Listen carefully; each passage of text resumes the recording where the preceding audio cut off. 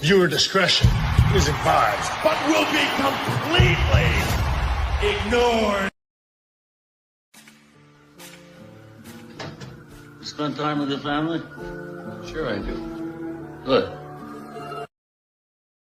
Like TV from other dimensions has a somewhat looser feel to it. Yeah, it's got an almost improvisational tone.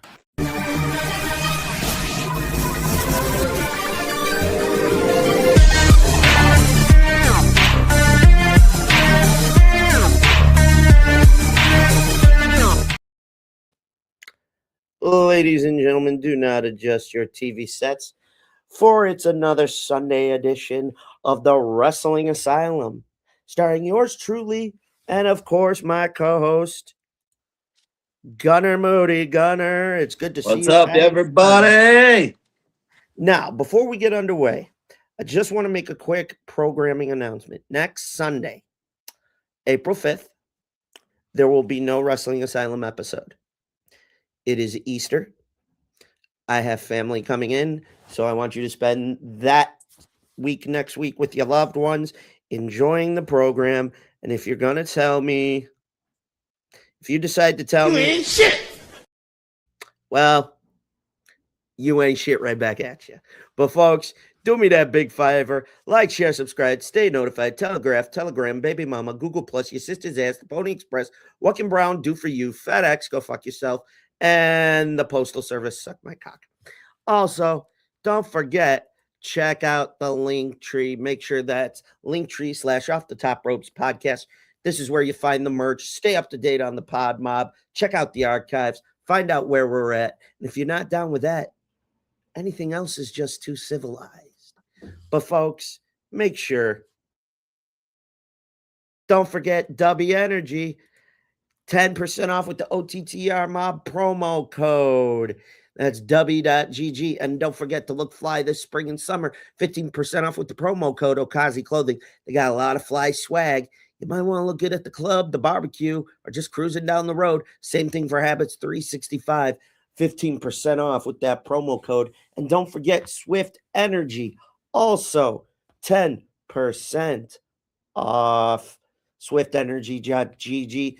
Both them and Dubby got great flavors, and kick that coffee habit. All right. Don't forget, go to bonfirestore.com/store/Off the Top Ropes Network. We got the Pod Mob men. We got the Pod Mob merch. Black Hearts Angels. Yours truly. We got hoodies. We got t-shirts. We got tanks. Baseball caps. Shit.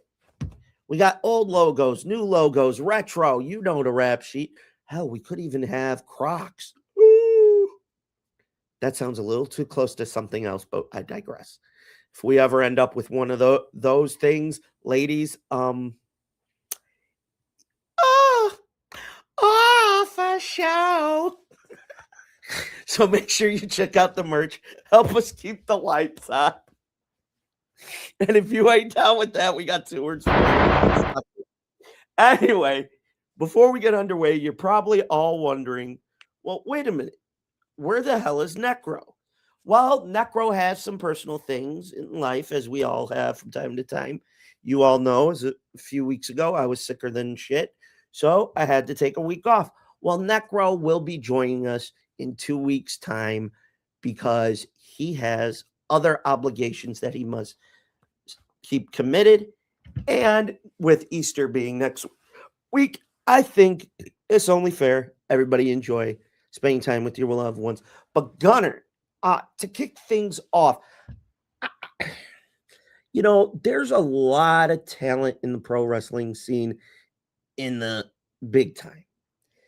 And you and I both know, right around WrestleMania, we got those little things called budget cuts. However, this crossed my mind, and I want to get your input. What is the creative long game? It doesn't matter if it's the WWE, AEW. Since the Royal Rumble, we really haven't seen much of this guy, Royce Keys, a.k.a. Powerhouse Hobbs. We hear he's getting reps on main event and things of that nature before the show. Shit, we've barely seen the Motor City Machine Guns recently. You know, a lot of times these guys are in catering, they're in enhancement matches. I mean, we've barely seen Tozawa or Otis. I mean, we do see a lot of Maxine Dupree, but yeah, she gonna get married soon, fellas. I mean, shit, look what they're doing to my boy Gargano. My boy, my sweet boy. Ever since Ciampa left for AEW, he's not been the same. And even the missus can't perk him up. Shit. Look what they've done with Apollo Crews. You don't see him very often. You know, I mean, shit. We're just now getting Matt Cardona in the Cody Randy storyline. He came back twice, then resigned, and then, you know, we haven't seen him much on major TV. And the fact of the matter is this. I get it. There's only so much TV time, whether it's Netflix, USA, TNT, TBS, AMC, the BBC, NAACP, ARP, you know, the NRA, the CIA, the FBI, the NSA, you know, all this shit, the NWA. All the alphabets. Yeah, pretty much. But for some of the talent, like Cardona, Royce Keys, I want to start with them. I don't want to see a repeat of what happened to Killer Cross. Hey, Don't. no, I don't think anybody wants that for either one of those guys. I mean, I guess we can get started on this. When it comes to something like Matt Cardona, like this was the guy that revolutionized his career with being the indie god, right? Everybody wanted to see Matt Cardona or kick his ass, either one, on the indies.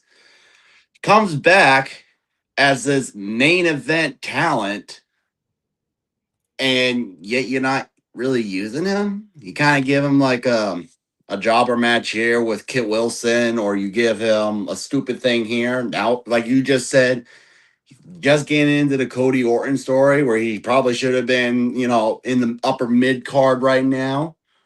Like you said, Eric, there's not a lot of TV time, and I get that. But you got somebody like Matt Cardona who is hot as shit right now, and you just let him eat catering.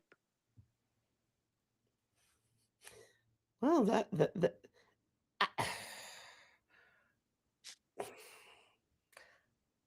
I got one thing to say about the issue. They are trash.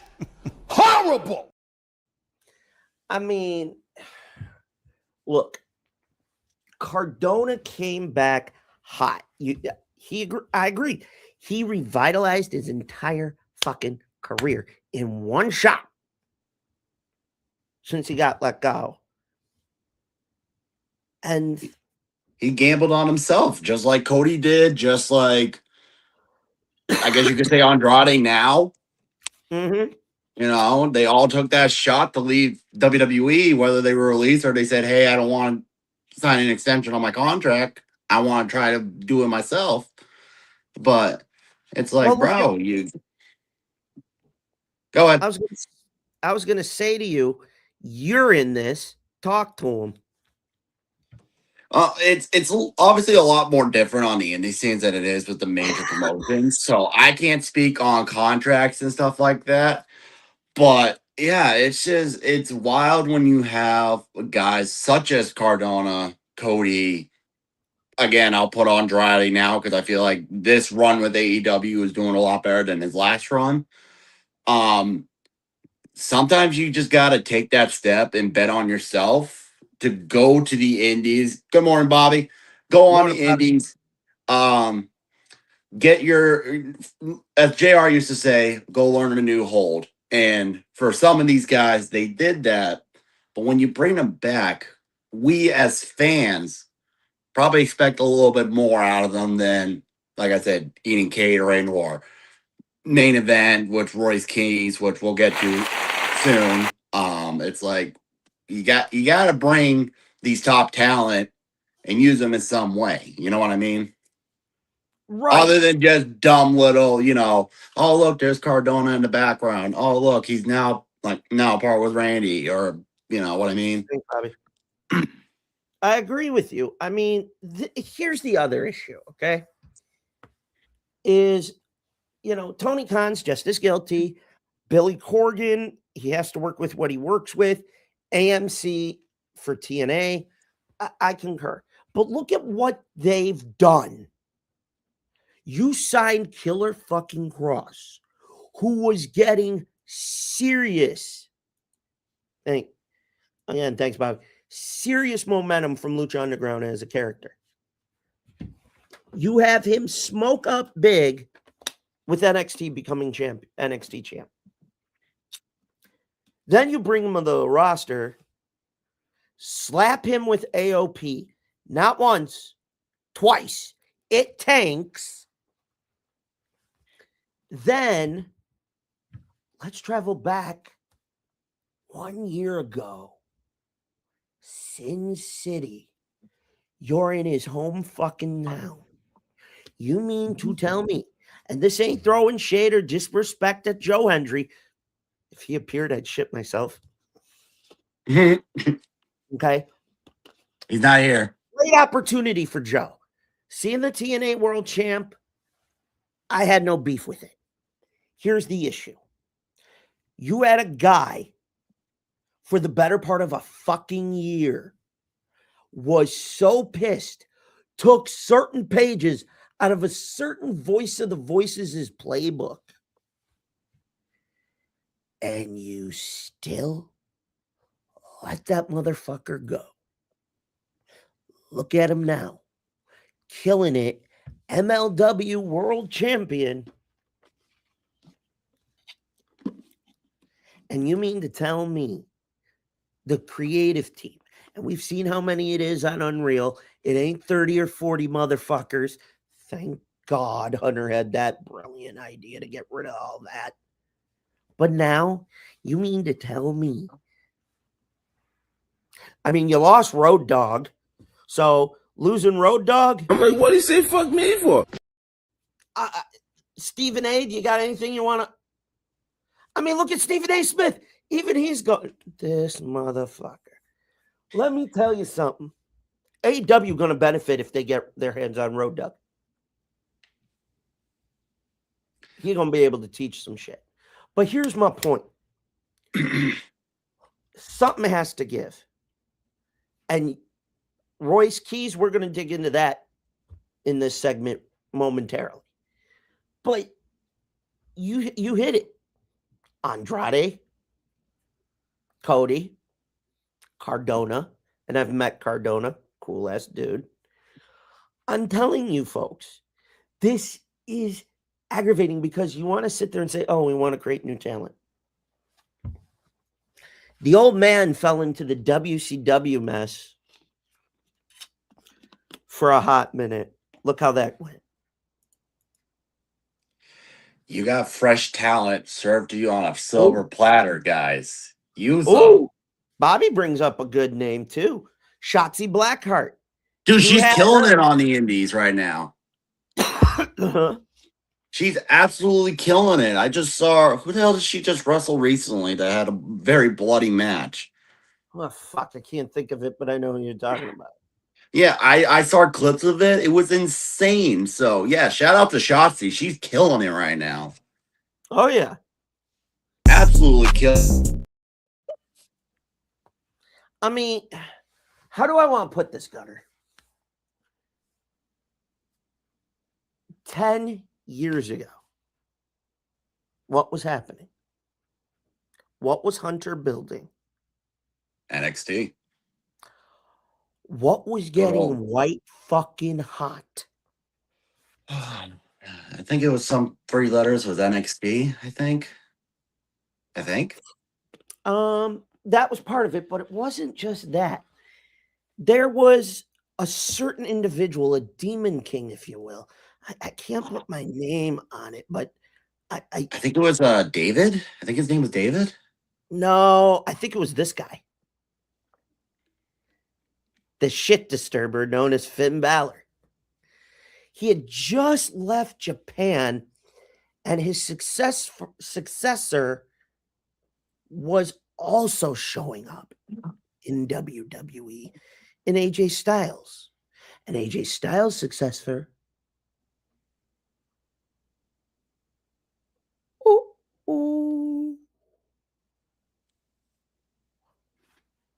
Bullet Club.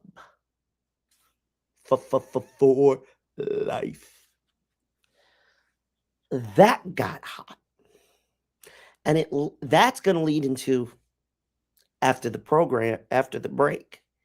Okay, here's my honest opinion. All right. To me, two things. You are now watching major talent or talent that they signed not get anywhere. I'm not saying they need a push.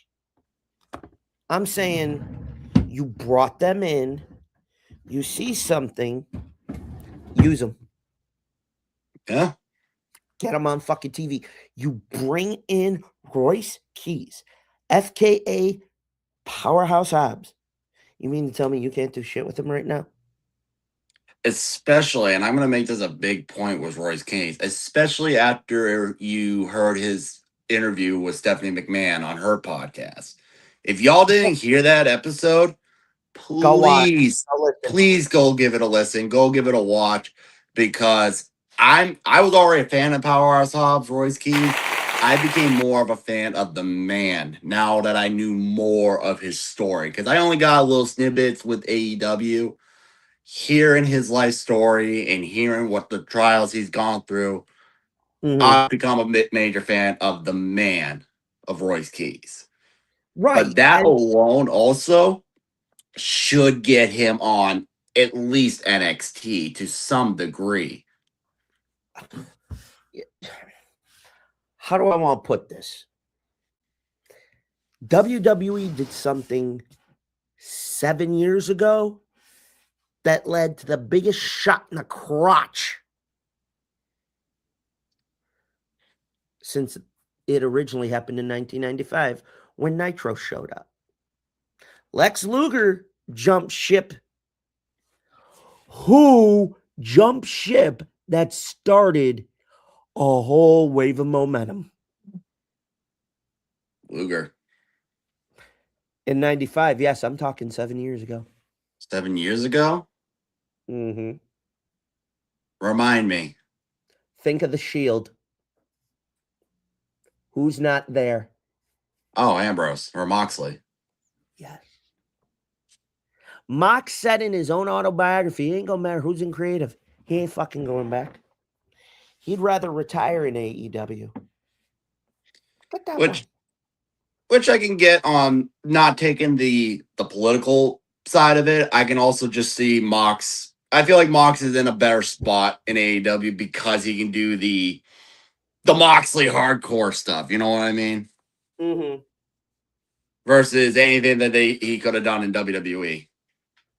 Right. And the thing of it is that Vince just shit the bed. Literally just shit the bed. Had something. And it was like, can we not do this goofy ass shit? Go watch his special interview with JR. It was, I think, StarCast before Double or Nothing.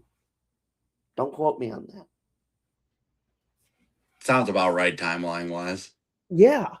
Like, I'll put it to you this way. As I readjust. I was going to say, what are you doing? My pants were riding this morning. New fabric softener for one. Two, the chair is just killing my back. So I just needed to stretch out and readjust my back. See, you gotta be like me, bro. Gotta get a nice lover boy couch or a lazy boy couch. Yeah, well, I'm doing this out of my grandfather's basement. I'm gonna leave it at that. That's fair. Okay. But here's my point. Okay. As far as Royce Keys goes, I've respected him from his time in AEW. I respect him now more than ever, but there has to be a way to find something. This is getting to be too much. I get it. The market is saturated, oversaturated. We all understand that. But push comes to shove, you got to figure out something. I'm like, you mean to tell me you can't build Keys as a attraction? I have no beef with Obafemi stepping to Brock. None. What I I don't would think have done? anybody hates that. Not one person hates it that I've known. I have no beef with it. I think it's the right way to go. Yeah, so do we, Bobby. But my point is this. Okay?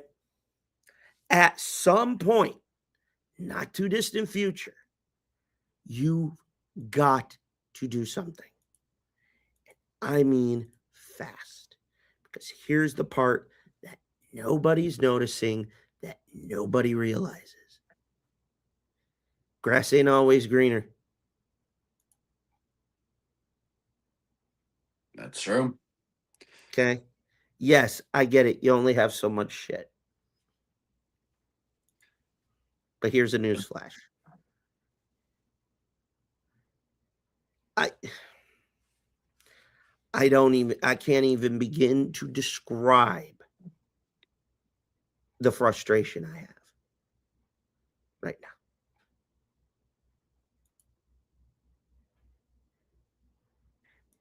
now. Okay? I have no idea what went wrong. I don't. And it's hard to even come up with a solution for it, really, because, like you said, it is oversaturated right now. So the only thing you can say is, okay, we need a fourth company on the rise. Well, here's what But you even need that, to do. go ahead. No. I agree with you. You know what we need to be doing? For AEW, make Collision the second show, showcase talent that isn't being used. But most importantly, you better fucking figure something out. You better fucking figure something out. Because this is bullshit. Because what's going to end up happening, and we've seen it, we talked about Shotzi earlier, we're going to see guys just not want to do the big shows anymore because they're not going to get used, and when they can make just as much, if not more money coming back on the indies. Because there's guys like, I think Killer Cross is making his profit on the indies with just merch sales alone. Oh, yeah, absolutely. And you want to know what's really aggravating the most about all this? Is the fucking fact that we have to even have this conversation. There has to be a better way to handle all that. I mean, I'm sitting here and Gunner, I scratch my head. And before we get into the next topic of discussion, I'm sitting here and I'm asking myself, how the fuck do you not do this? Have Oba go over at Mania. Oba celebrating. All of a sudden, Royce Keys music hits. They don't square up. It's a full stare down. Oba's bragging, going, no one can touch me. I just conquered the Conqueror. Who's gonna face? Off goes his music. Royce comes powering down to the ring. There's no touch. There's no mic. It's just a one-on-one stare down. And the only thing Royce Keys says, you're on borrowed time. Ain't that fucking complicated? Where's my wallet? I'd say, here's my money. Make it happen. Shit, give me the book. Yeah. Because guess what? Other than the main event scene, I'd be sprucing up the mid and low cards right now. Because no offense, this rehash of the baddies for Jade Cargill, Yeah, I think everybody's just lost interest in Jade Cargill right now, which Jade, sucks. Jade Cargill, at this moment, we got something to say, and it goes a little something like this.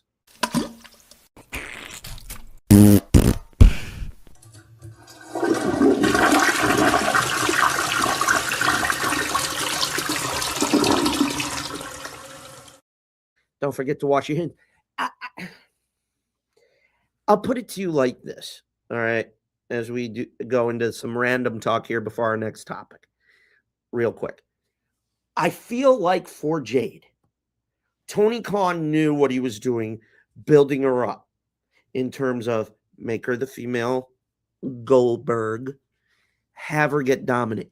Because then originally you're supposed to have Chris Statlander beat her. She goes down hurt. You extended it a little longer than you should have, but it took Stat a little bit longer to heal up. I totally understand. Nobody's gonna, get pissed.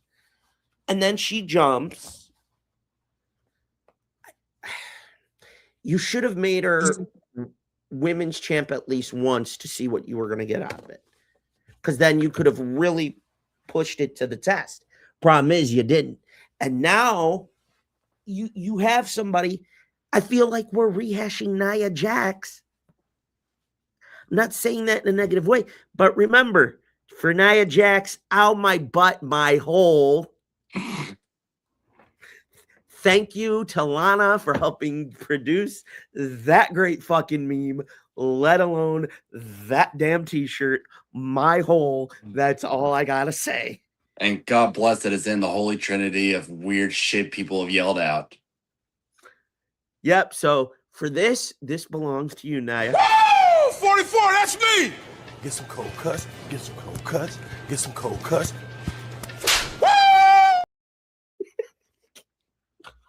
Okay, but here's the issue that we currently have. Okay, we have a big problem with key talent also taking the brunt of this. So the question now is, what do we do about it? I think you need to shuffle the deck. Jade has to lose at Mania. Has to. There's no way in hell she's going to win this title. Or keep the title, I should say. If you do that, the only way you stop her, who's the one woman she hasn't had a match with yet that can stand nose to nose with her? She hasn't worked Charlotte, has she? Nope. That's the only one I see beating her if they don't put this on Rhea. And the way Rhea keeps getting beat down, we all know 99.9999% of the time that happens. She had the thing with Bianca and Naomi, but it would be dumb to keep waiting. Your Bobby, with all due respect to Bianca Belair, I love her to death. She's great. She's getting healthy and whatnot. But here's my issue. You can't keep extending this. We understood why it was Stat, because that was legit. For Bianca, it was more of burnout, the finger, which I'm not dismissing. I don't dismiss that at all. But with this, it's a lot more complicated. And if anything, I strongly believe that if Bianca was to make a return at Mania or whenever soon, she has to be a heel. You know what I do? First things first, have her screw Jade, then attack Rhea after the win. Yeah. Because let's be honest, as much as she was like, I think everybody was comparing her to the female Cody before she got injured, where she was making merch sales, doing the Make-A-Wishes, meeting the kids. She did get a little step. Yeah, but I'm saying like she was on that upper echelon, you know what I mean? But let's be honest, when it comes to the television audience, she was getting a little stale as a babyface. Oh, no doubt So, about that. But so overall, would you agree that something has to happen? Something's got to give, or we're fucked. something absolutely has to give. You got, if we're talking with, are we talking Jade or are we talking with the talent situation? Both. Something absolutely has to give on both because if, like I said, you're gonna end up having a flood of talent on the talent side. Be like, yeah, all right, I'm washing my hands of AEW, WWE, TNA, New Japan, all the other letters, and I'm gonna just go on the indies and make my money there. As far as Jades go, like we all love Rhea Ripley. Does she really need another title? No, but she's also She's the only bigger. one right now. Yeah, she's bigger than the main event at this point. And I mean, no offense, I wouldn't hesitate to put it on Alexa Bliss. But right now, let Alexa do what she's doing and having fun. She's held the She's belt. having a blast with Charlotte. Yeah, so let them do that. But switching topics, Wednesday night, we had on Dynamite, whoo cha, we found out who will now battle Mr. Little Dick Sucking Prick, the two-time AEW World Champion, Mr. MJF.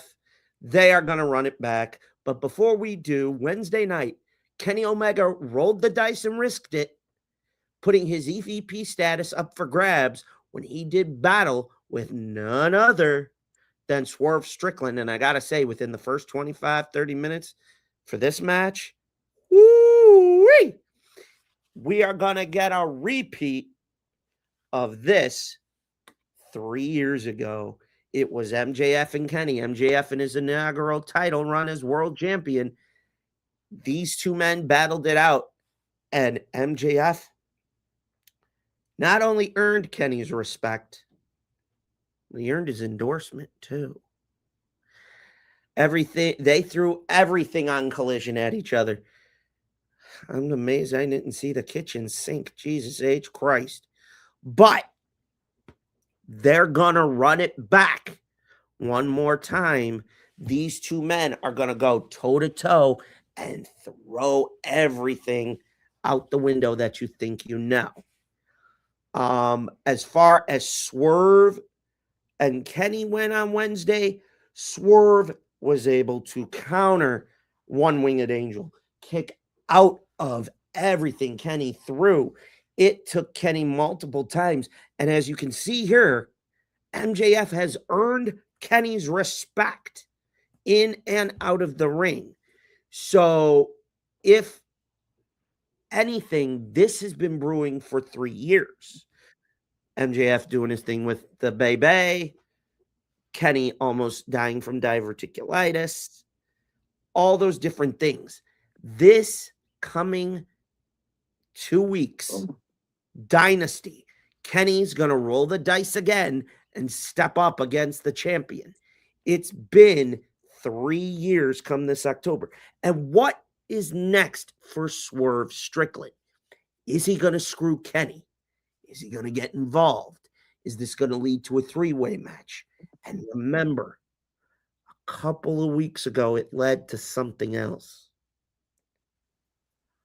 Darby Allin said, I'm either going to go to see God or I'm going all the way to the AEW title. He's coming too. And where could this lead for?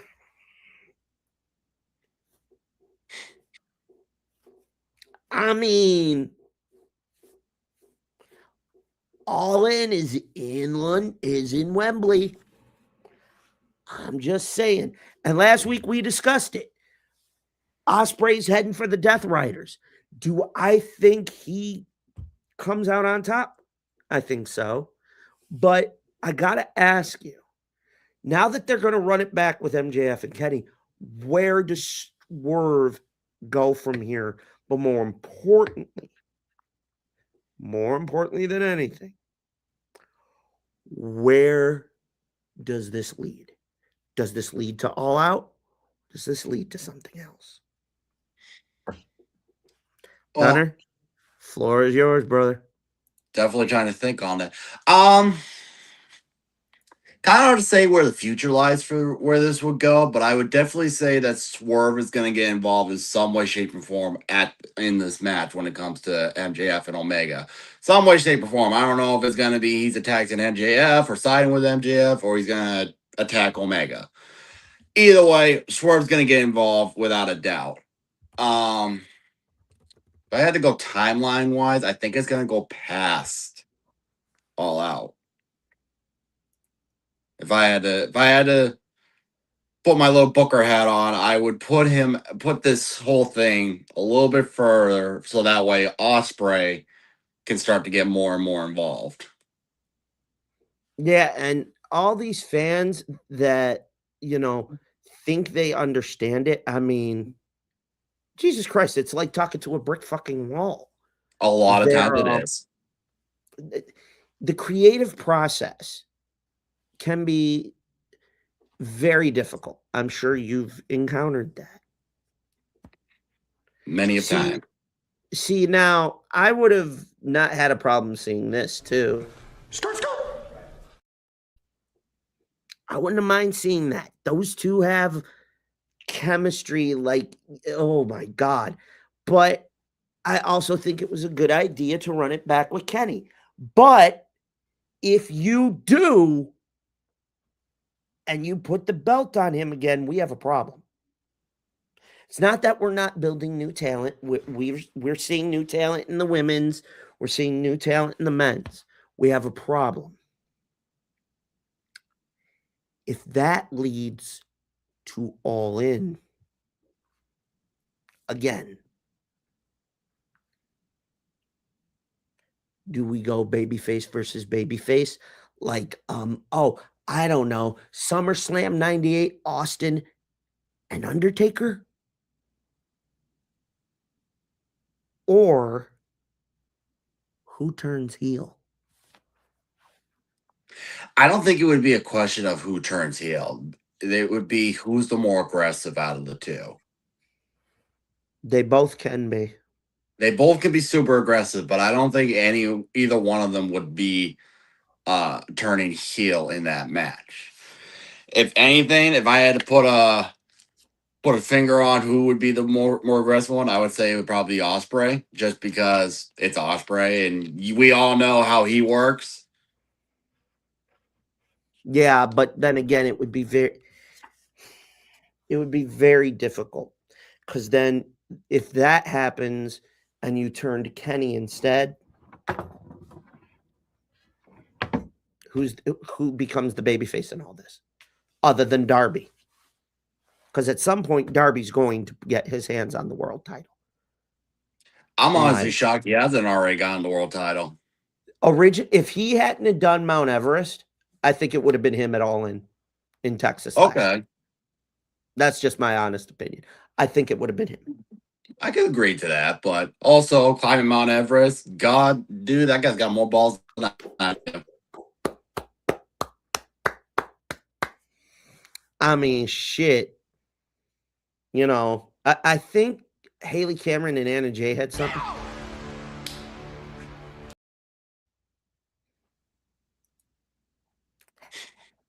But I digress. Easy, Eric. Easy. But in all honesty, I'm sorry I had to play that. I will say this. I like the idea that we're running it back between MJF and Kenny. I think for me, I think we could have done it and stretched it a little. Agreed. I think we could have stretched it out a little so we could actually do it around October. Like, okay. There could have been a scenario, at least in my opinion. Swerve beats Kenny. He gets the EVP status. It forces the one thing that everybody does not want. Kenny has to go recruit Darby and Ospreay to stop him and go, listen, I stayed out of it a year ago, the last 2-3 years, because the Bucks had gotten too cocky and needed to get knocked off their high horse. I've always been humble with the authority that I've used. But now Swerve has it, and it's corrupted and worse than them. I think that story would have been a lot longer dragged out, but I don't know where it would have ended. For Swerve, for me, can do great both babyface, heel.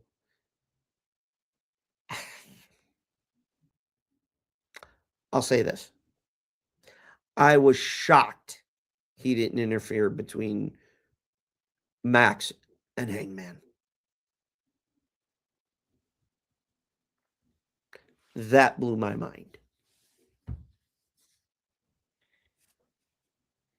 So I want to ask this particular question. What do you see next going forward for Swerve Strickland? What does he go after? The TNT title? Does he continue to... I mean, he's a main eventer. We all know that, Gunner. You and I both know he's... But this now begs us a very serious question. We have a problem here. Where does he go? It's really hard to say, honestly, because he's a top talent. He's main event. He's proven that he can hang in the main event status. But if we're gonna go with whoever ends up winning the title between Omega and MJF, and it ends up leading to, let's say, Ospreay getting the title or Darby getting the title, there's really no need for Swerve to be in that line. Unless he's going to just, cause havoc and, raise hell, praise Dale. Right. So you see it a lot of times with top talent where they're main event for the longest time and then they drop down to the mid card to get that secondary title. I probably would have him go for the TNT title or do more with Ring of Honor with him. Oh, and help build them a little bit. Yeah. Get him in the world title scene for Ring of Honor to build that up. I think that would be a good use for Swerve right now. I agree. That I could agree.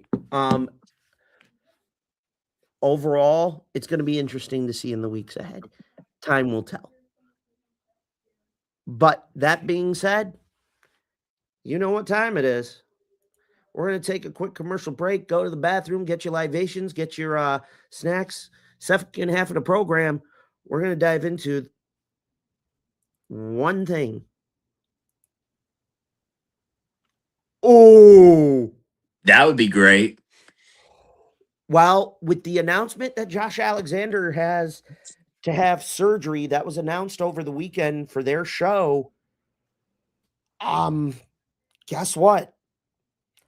The MLPW men's heavyweight championship now is in a state of flux. And we're going to dive into them coming up because in 2 weeks, I want to talk about this. Maple Leaf Pro has a TV deal on TSN in Canada. That got announced over the weekend. That is breaking news. But ladies and gentlemen, go get your libation. Hit the head, go get a drink. Because after we come back, we're going to dive into something that happened 10 years ago that would set a course to where we are now. Stick around and find out. We'll be back after these words.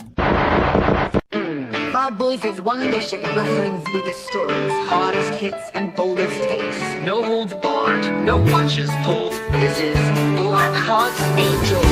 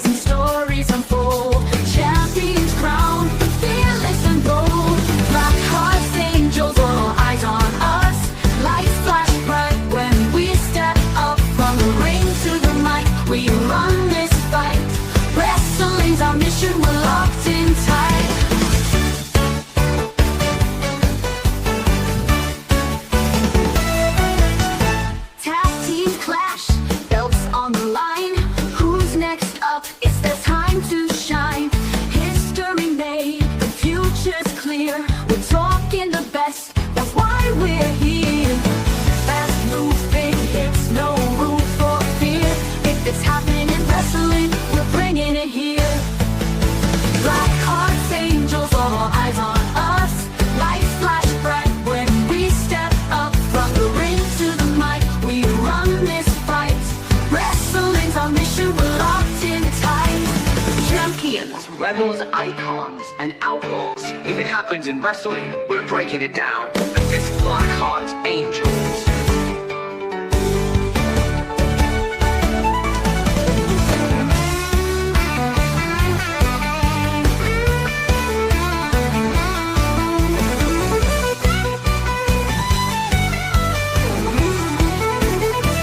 Black hearts, angels, all eyes on us.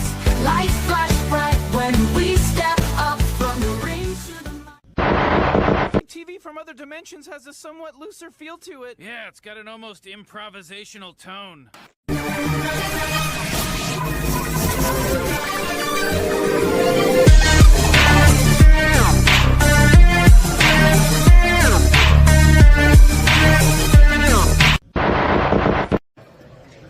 Hey, it's Chris Jericho here with the Black Heart Angels.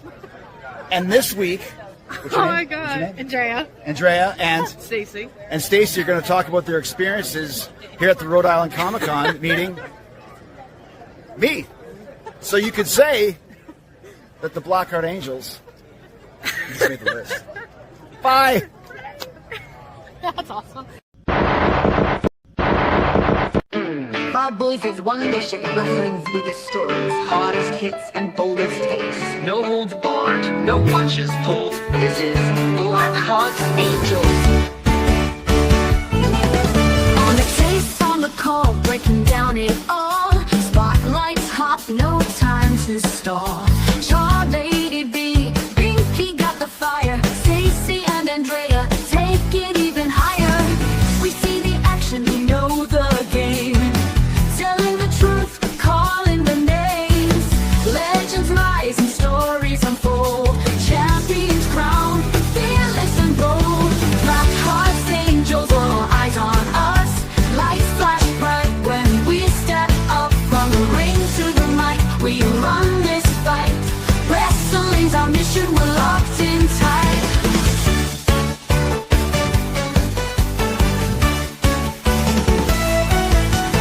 Tag team clash, belts on the line. Who's next up? It's their time to shine. History made, the future's clear. We're talking the best, that's why we're here. Fast moving hits, no room for fear. If it's happening in wrestling, we're bringing it here. Black hearts, angels, all eyes on us. Lights flash bright when we step up from the ring to the mic. We run this fight. Wrestling's our mission, we're locked in tight. Champions, rebels, icons, and outlaws. If it happens in wrestling, we're breaking it down. It's Black Hearts Angels.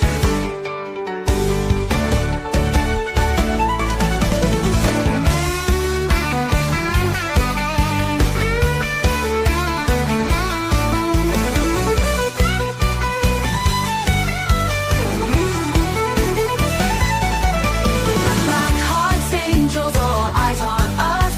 Lights flash bright when we step up from the ring to the mic. TV from other dimensions has a somewhat looser feel to it. Yeah, it's got an almost improvisational tone.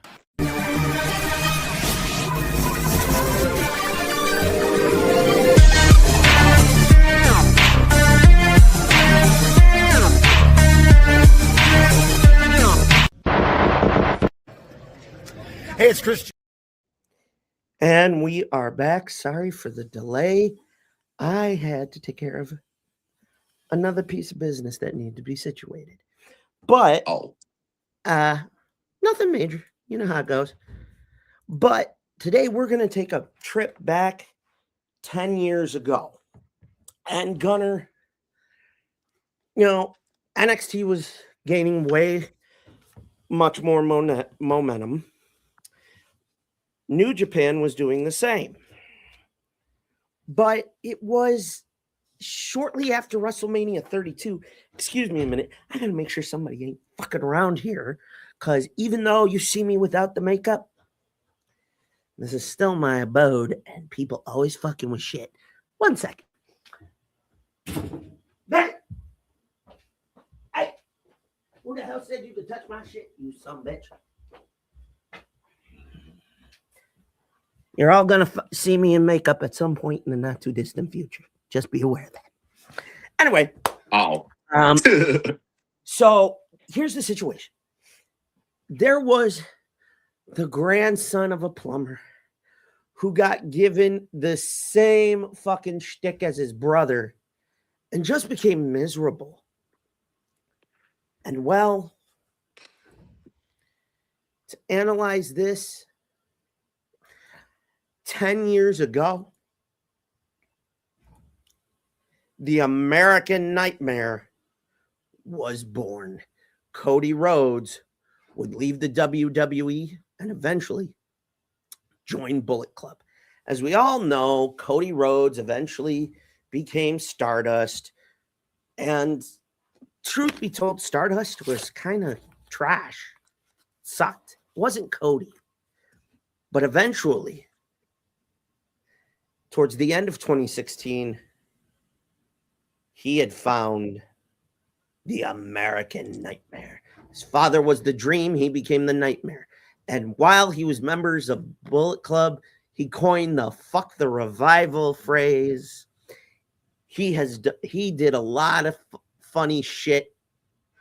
He was even alongside Adam Cole, Tama Tonga, Tungaloa, Bad Luck Fale at one point. I forget the one guy. He even helped during the G1 special when Kenny Omega became the inaugural IWGP United States champion.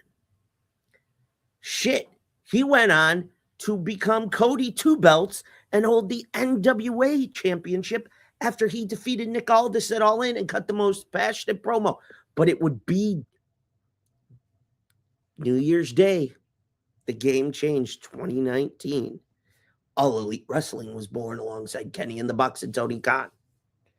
Make no mistake. Yes, he came back to the WWE, and he is doing very well. Extremely. But you cannot dispute the fact that if he does not make that jump out of WWE, does the Indies, does TNA for a short time to find what would become the American Nightmare? Oh, God, KB just hit it. Don't forget Bernard the Business Bear. And the attempt by Bernard to run for president. Kayfabe DHJ, Diego Luna. Okay. The point is, or as some people go, Pedro Pascal. For all you women who fawn over him. Shout out to him. But my point is, without that jump, I don't think Bullet Club gets the notoriety that it was gaining.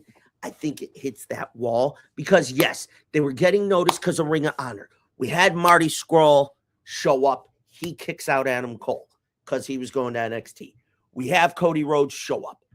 There's a fracture at one point between the Elite and the Bullet Club. Cody ends up helping reconcile that once he snaps out of it. Then we go to All In. That goes ape shit. We get the appearance of Jericho attacking Kenny because of what happened at Wrestle Kingdom 12 between the two of them, Alpha Omega. We get people learning about MJF and the Lucha Brothers and all this other talent that people may not know, up to and including Mrs. Former Bebe, Britt Baker. Shout out to Britt. Get your ass back here. We know you and Sammy Guevara don't have a say, but start raising hell, fans. We need the good doctor, and we need Sammy Guevara, Mr. Highlight Reel, as I will call him.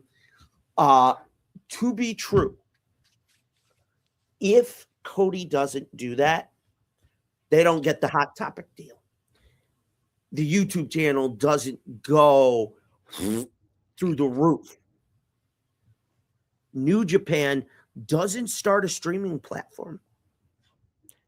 New Japan doesn't get the G1 special that crowned Kenny as the inaugural champion. It happens in Japan, and we only hear about it through Dave Meltzer and the dirt sheets and all the other shit. We don't end up getting All Elite Wrestling. If Cody never makes that jump, I picked this topic because as we're going into WrestleMania 42 between Cody and Randy, looking back, Cody helped create history. Yes, he boxed himself into a fucking corner in terms of AEW. I get it. I understand that, but they need, in retrospect, if you think about it, they needed each other. They definitely But needed guess each what? other. It was one and KB. the same. KB, I'm going to say this. I dare you to prove to me. You cannot come with, unless you come with the receipt for it, as the kids say these days. I got the receipts. And if you cannot produce evidence that proves that fact, I don't see them getting their hands on I don't know, the t-shirt deal where even though you had Pro Wrestling Tees, it was all over Hot Topic. You ain't shit. Yeah, I know I'm not, but I don't give a shit. Oh, shucky, ducky, quack, quack. Okay, the fact of the matter is this. They were intertwined the minute Cody took the offer in New Japan. It had to happen. A lot of things don't take place. So, Gunner, looking back 10 years ago, what was the one thing the moment you heard Stardust was quitting, he hits the Indies, and then December, we get that infamous fucking promo. You know the one. He's talking about dashing, the Prince of Dark Matter. He's lighting a cigar, and then he leans in, and you see his face and go, but is the world ready for the American Nightmare? Talk to him. Beautiful promo, may I start that off. But I actually want to talk about Stardust real quick because I thought Stardust, I didn't think it was going to last as long as it did. I thought it was a cute little thing to do with Goldust, but obviously, as we saw, it turned into shit. That being said, when Cody made that jump to go on the Indies, cut that promo, man, I remember when I first saw the news that Cody got released, and I said to him, good. That man was way too talented to be this. The Stardust gimmick wasn't working. Cody needed to go back to being Cody Rhodes. Exactly. Oh, and for Stardust, there's TJ, but Stardust? Who the fuck are you? Again, it was cute at first. It was fun at first. But did we really think it was going to last as long as it did? You want to know what I think killed it? What's that? What he did to Dusty before Dusty died. That infamous interaction. Yep. Dusty was trying to talk Cody out of it, to snap him out of it. I mean, I'll be honest. Yep. Cody leaned into it. He tried. Go listen to him sometime talking about all this. He begged to stop it. There's clips where you could see Brandy felt bad. She was frustrated. And then he's married her and he leaves and rolls the biggest gambling dice of them all. And it fucking paid off because My God. years Did it, later, yeah. 8 years later, he comes back and he helped build the foundation for All Elite Wrestling. Yes, he's never going to mention what truly made him leave. I think, in my opinion, here's what part of it was. He inadvertently boxed himself into the gatekeeper when he put that stipulation against Jericho. When Jericho was the inaugural champion early on. Right. And if I lose, I can't challenge. I get that he won't turn heel. He's become too much of a babyface that is reminiscent of the failed attempt for Ricky Steamboat. Think about that for a minute. Truly think about that. They tried it at least one time with Dragon.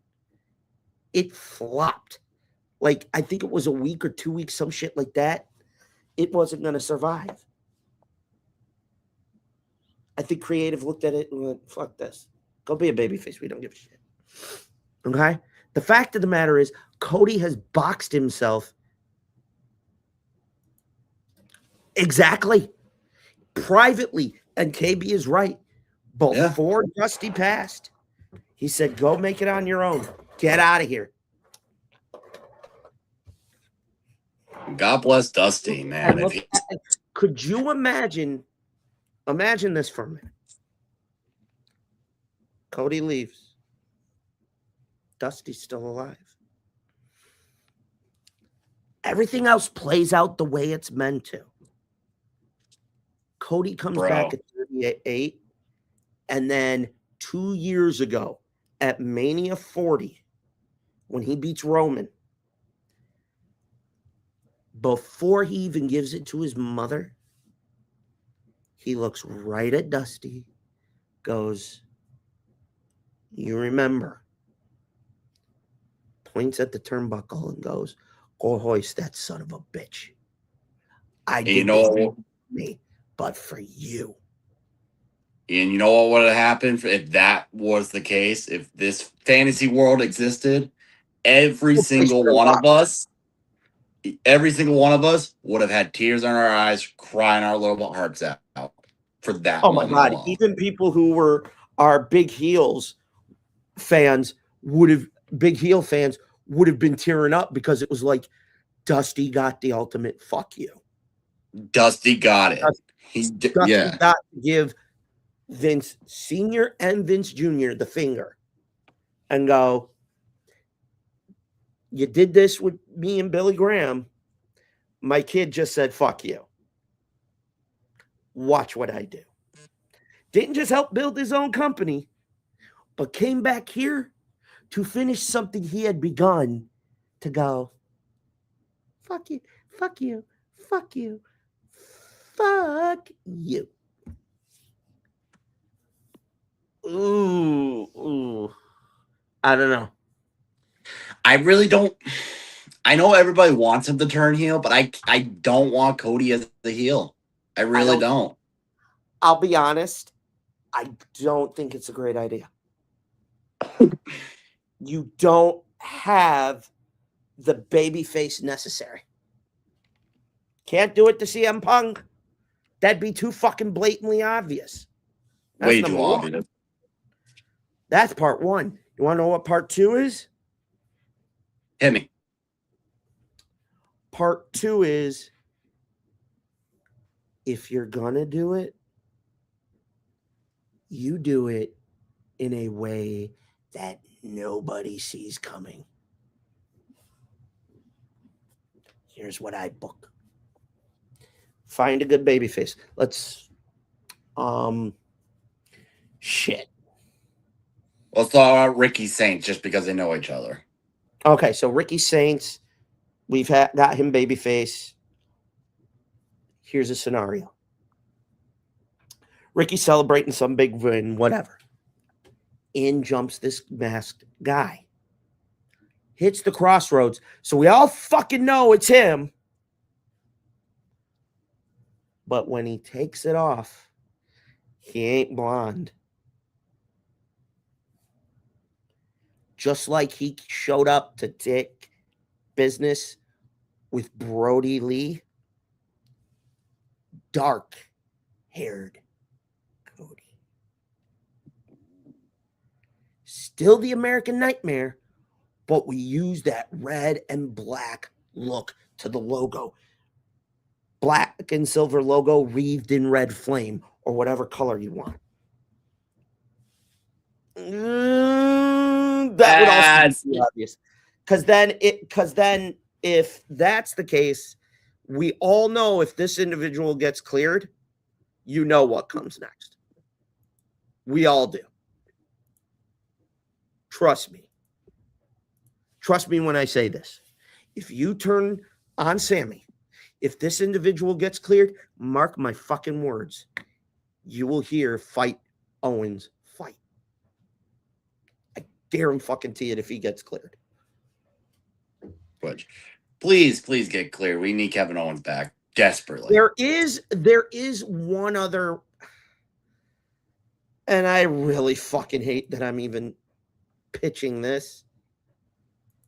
God, am I I'm trying hard not to want to kick myself in my own nuts for this.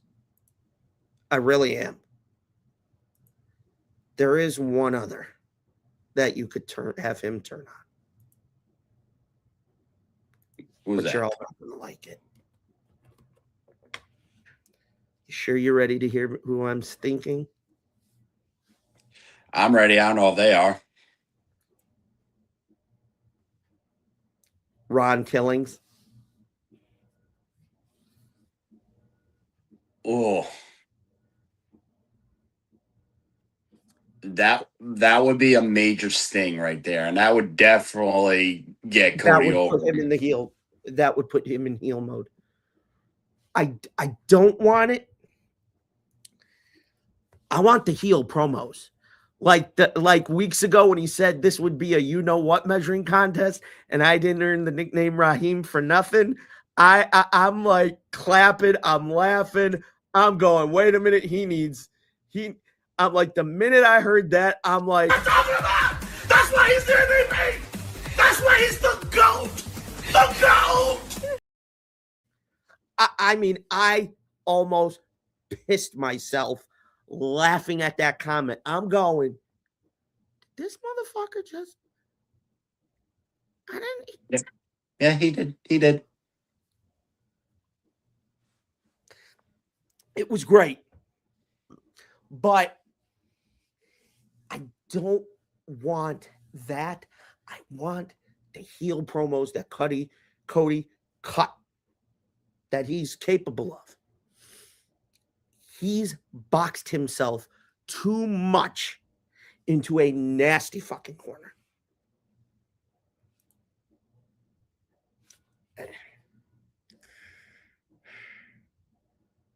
I guess if anything, Gunner, and I don't know where you would sit on it, is where's the baby faces right now? We don't have much. There's not many that we can viably use in that main event spot.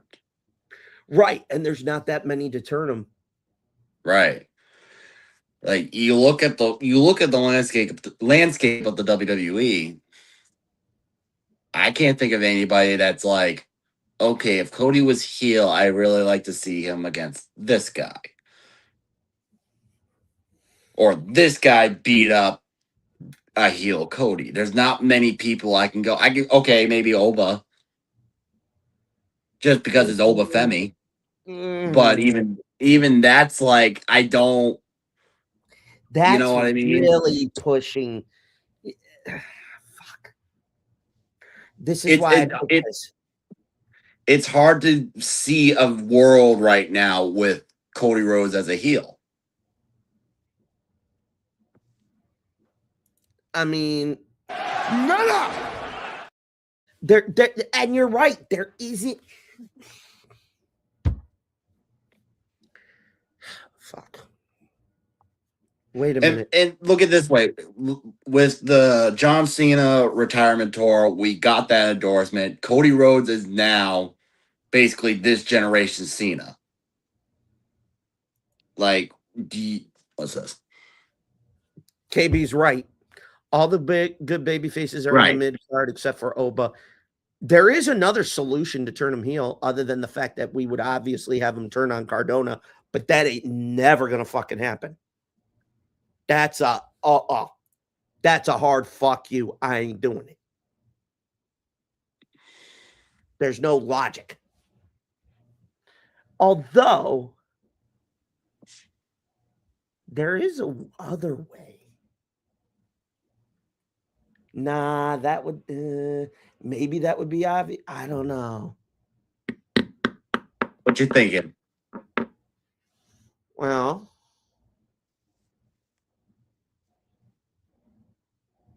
he was technically co-leader of the Bullet Club. What about the founding leader? Turns on AJ. Nope. Or Finn. Sorry. Yeah. They're in the middle of a tag. No one would fucking see it coming. You know, when Rock and Cena did that thing going into 41, that bombed. That backfired. Well, Travis Scott didn't help with it anyways, but. Oh, God, Travis Scott can bite me.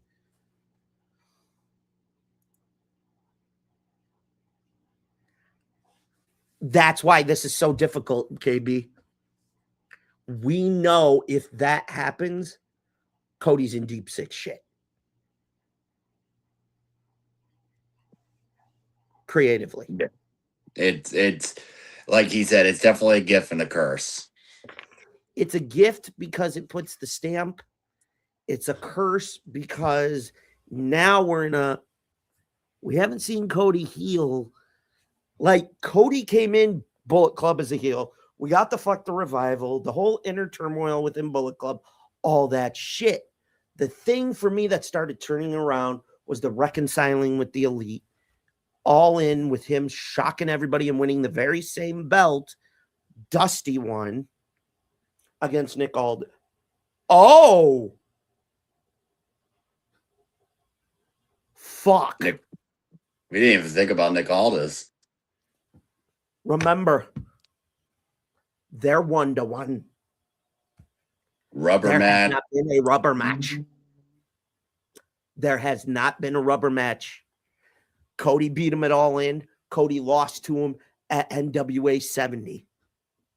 There's only been 2 out of 3. And they've been teasing Aldis coming back the last few weeks. Well, they teased it months ago. Right. Way long ago when Cody goes, as long as I hold this, I am the law. Personally, I'm not happy that it was Drew. I love Jacob Fatu. Don't get it twisted. But you know what? I agree he should have had the non-sanction match. I would have done it before Mania because you know what? Look at what's been stewing. Who's Drew really pissing off? It's right there in your face. We just talked about him. Oh, Aldis. Yep.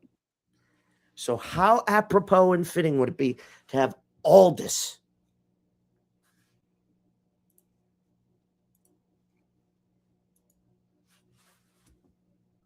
be the one to beat McIntyre? But here's the rub. After the match, sneak attack, it's Cody.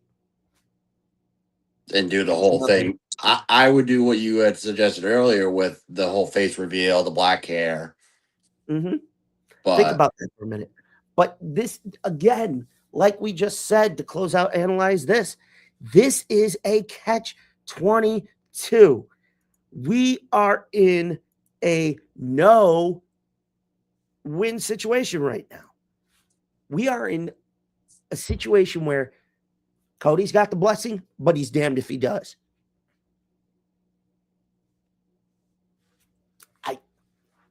I don't know what the fuck you do. It's really hard to imagine the world right now if Cody was a heel. Because what can we do? other than Aldis, like Aldis would be a great void for like heel Cody, but it's like who's next after that? Right. This becomes, well, what the flying fuck now? And that's what's so difficult.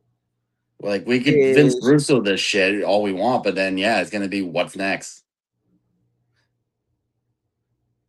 By the way, fuck you, Vince. We're gonna. You better save that because we got our closing segment coming up. So overall, we all agree that Cody's a history maker. The last 10 years, Cody has made some serious fucking momentum since leaving, setting up AEW, coming back. But now we're in a shit show. Oh, you know what? We did talk about that recently. Yeah. KB, he's not really hurt. Not that I'm aware of. I think he's just being the manager. That's The thing. GM. He's got yes. no major injuries. Yeah, I don't think I think he's fine. KB. But KB's right. Wait. Oh. The big fuck you to Randy. I didn't think of that one. Who recently just got vindicated out of his whole Medicare or whatever fraud charges? Oh, you thinking DiBiase?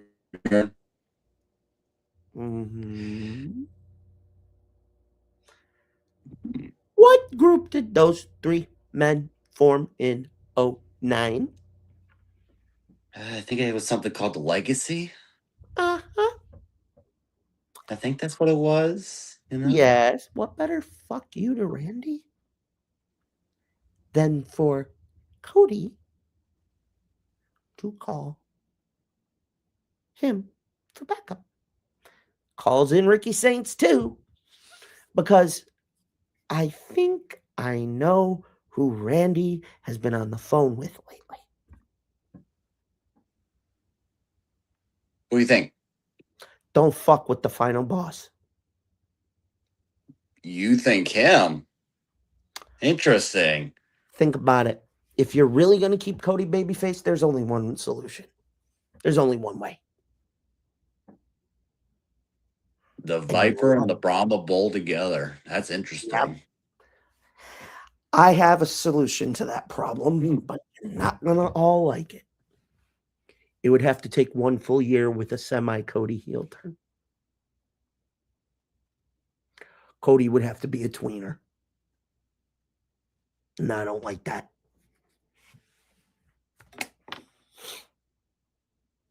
I don't think it would work that well. Yep. So, folks, to close out that segment, Cody Rhodes, history maker, lots of different layers and elements. Gunner provided great input. You know, I humble as shit. But Gunner, you mentioned a certain man. Y'all know what time it is. I shall. Ladies and gentlemen, this week, Gunner, you're going to kick it off. Momentarily. You want to know what really grinds our gears?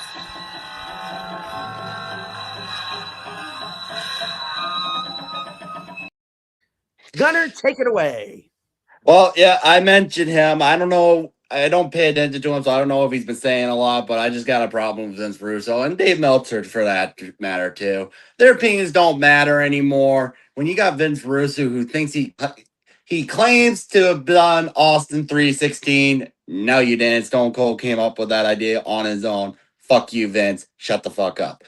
Anywho, what also grinds my gears besides those two morons thinking their opinions actually matter. Shucky. I just want to keep reiterating this. I didn't see it this weekend, but please control your children on the independent scenes. Please don't let them run up and down the aisleways, the ring announcing, ringside, and all that good stuff. Please, please, please control your children and control yourselves as well. Don't drink too much at shows. Don't be obnoxious. That's all I got for grind my gears.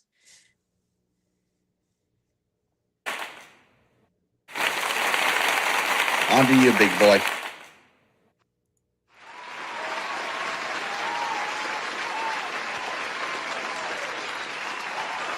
Eric, you good? We were just giving you props, man. That was great. It was dead air. I was like, oh, what's going on? So now we're going to talk about what really grinds my gears this week. What grinds my gears is the oversaturation of the pro wrestling roster, and we can't figure out what to do with some of them. I mean, shit. Even some of the ladies. I mean, Mi Chin. Goddamn, Mia Yim. What the fuck happened? You can't wash the stanky stank off the old man who looked like a porno star off of Temu? God damn. And B-Fab. Sorry. I mean, now we're having to rehash the thing with the baddies for Jade Cargill. You know, I feel like you ain't shit. Vince Ruth. Oh. Bullshit. Oh no. Oh hell no. Shit. Oh hell no. Hell no. And KB brought up a valid point, but we digress. That could also be true. But this, what grinds my gears is Vince Russo. I roasted you a couple seasons back, and you did not get the fucking memo. You grimy, gray-headed, looking like a fat slob before you left TNA in 2003 during your whole sports entertainment extreme sex bullshit, only to come back as the DOA for like 6 or 8 months and looked like you actually lost a shit ton of weight and looked like a modern day Ozempic patient. Oh, Ozempic. That's the only thing I can think about when I hear that jingle is the nipple pop. Beep. But I digress. Okay? You didn't get the memo. I may not agree with Jim Cornette on everything, including political. Okay? And we don't do that very much. But I would like to join Jim Cornette in being able to outlive Vince Russo so that I may join him.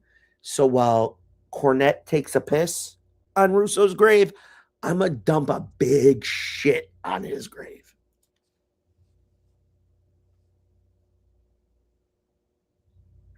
Damn. But what grinds my gears is, folks, as Gunner said, control your fucking children at shows. I've seen this shit too here in Buffalo at times, and even I get angry. Last time I saw it, I looked at a kid's parents and went, get your fucking kids under control or don't come. And when she thought her shit didn't stink because it was the mother, one of the wrestlers walked up and this tall bastard looked at her and went, do what he told you. And she kowtowed real quick. As she should. As she should. Yes. But you want to know what also grinds my gears?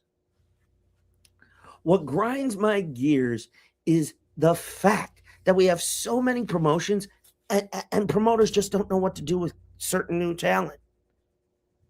Royce Keys is a prime example. Shit. Why have we fallen into this WCW mindset of we're not getting over new talent, we're going back to the legends? Thank God that... I'm just going to say this. It worked in the short term. It won't work long. And I'm going to say one last thing. What truly grinds my gears the most is the mere fact that a couple weeks ago I wasn't here to reel in Nekro about the whole Kane 98 and for sure. Because God damn, that was great. But shout out to Nekro and the boss man, Blackheart. We will see you guys in 2 weeks, just in time after Easter. But what truly grinds my gears the most is this mindset from the IWC that think they know how to book better. Think you know what you're doing? Go get a shit ton of money. Start one. Let's see what you fucking got. Otherwise, suck on this big pile of nuts. Shut up. And if you don't like it, there's that little fucking gimmick called the remote. Change the channel. Bet you didn't think of that one, dumbasses. They never do. Nope. So, ladies and gentlemen, that's what grinds my gears. And to all you motherfuckers in the IWC who think your shit don't stink, and to all you people at the shows that can't keep yourself and your kids in check. You ain't shit.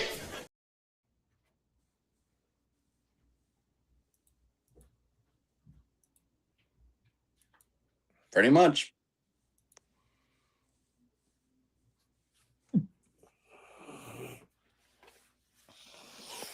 I'm trying hard not to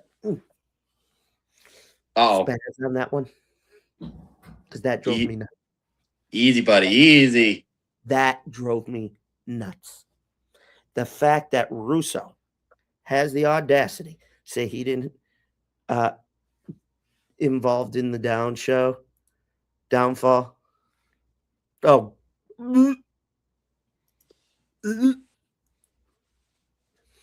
That's all I'm going to say. But, folks, it's been a wonderful episode for the Wrestling Asylum. Gunner, what do you got coming up here? What are you going to do for Easter? Anything? I don't know yet.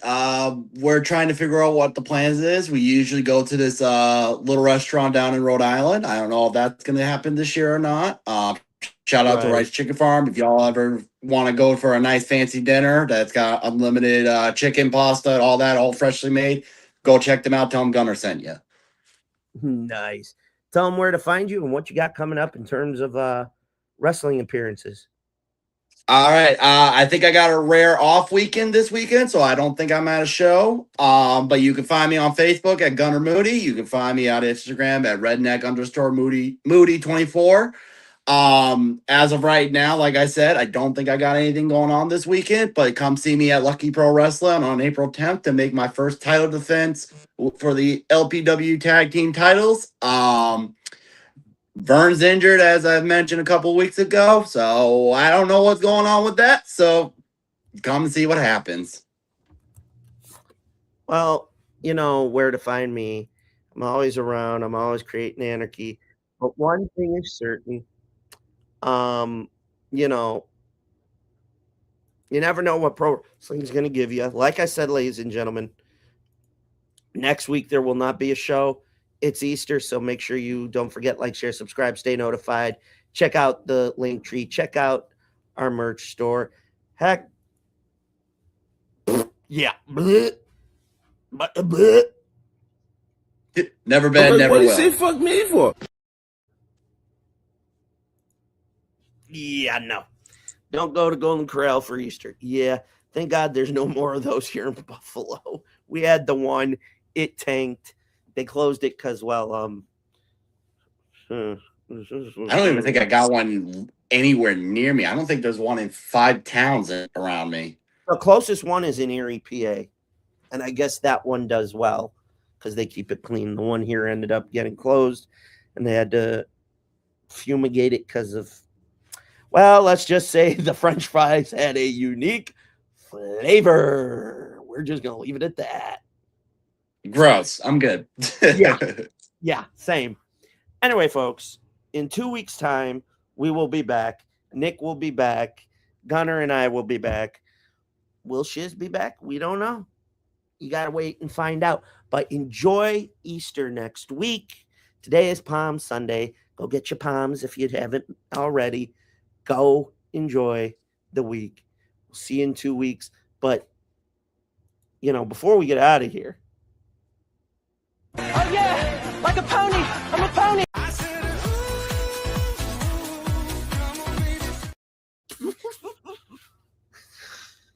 You know, I wish we had the one clip, but I don't know if Blackheart can find it.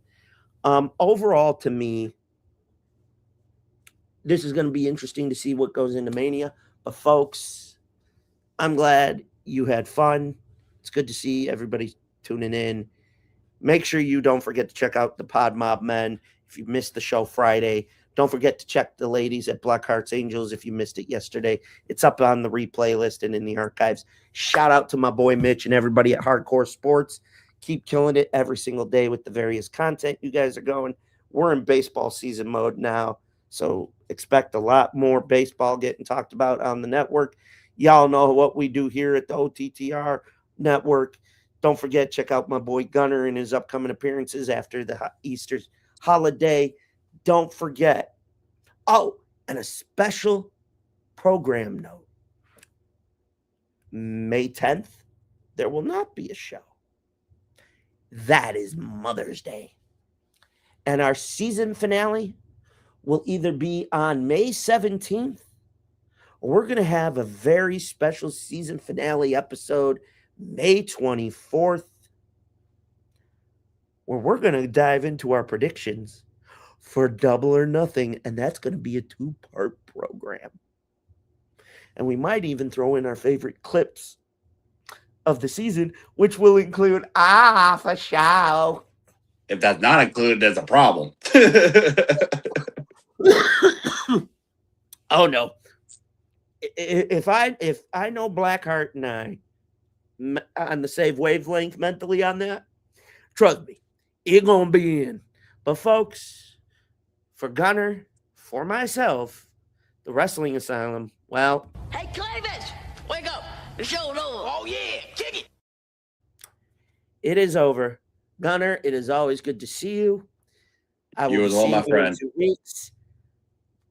As soon as we go off the air, somebody has to start dinner prep.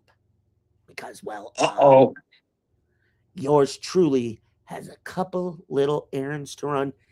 And there's one, I can't mention it, but Daddy needs a new pair of shoes. Whew. Let's just say, gotta go check on a buddy of mine. He just got back from service. So, gonna make sure he's in one piece. Thank you, kind sir. But with that, Thank you for your service, my man. Yep. See you in 2 weeks. We are out.